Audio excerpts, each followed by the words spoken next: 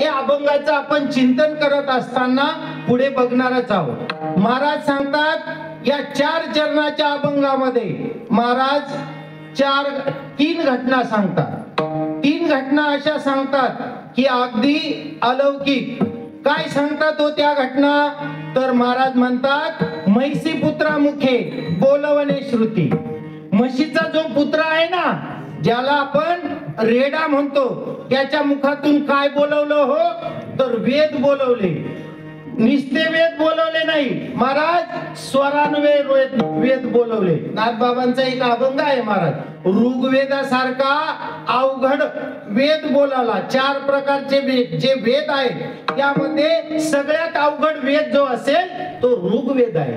तो ऋग्वेद महाराज स्वरान्वये त्या रेड्याच्या मुखातून बोलवला। निळोबाराज पुढे सांगतात निस्ता रेडा बोलवला नाही, त्याच्यावर थांबले नाहीत ज्ञानोबाराज, चालविली जड भिंती। महाराज म्हैसी पुत्रा मुखे बोलवणे श्रुती, चालविली भिंती बैसोनिया।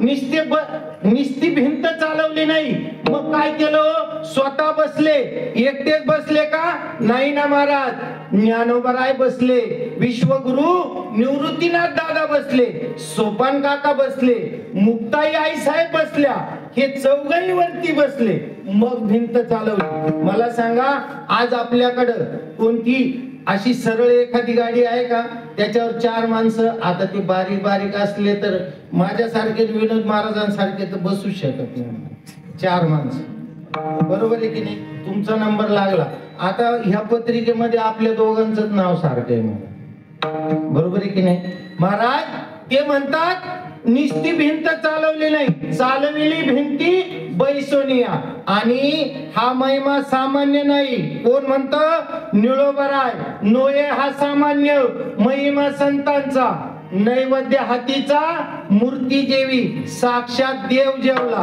कोणाच्या हाताने? नामदेवरायांच्या हाताने, बरोबर।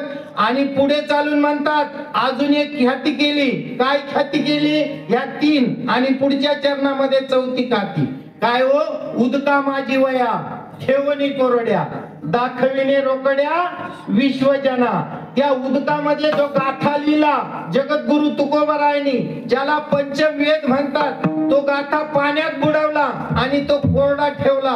हा गाथा तारण्यासाठी ठेवला। कोणाला हो? तुमच्या आमच्या जनसामान्यासाठी महाराज। आणि पुढे चालून म्हणतात शेवटच्या चरणामध्ये निळोबाराय, निळा म्हणे तीही संगेची तरणे, 3 उद्धरणे नवल कोण त्यांच्या सोबत तरले। ती म्हणजे 3ही काळामध्ये भूत भविष्य आणि वर्तमान। मला सांगा कोणाचा गाथ्यावर विश्वास नाही, कोणाचा ज्ञानेश्वरीवर विश्वास नाही, कोणाचा जगद्गुरु तुकोबारायांवर विश्वास नाही, असं काही आहे?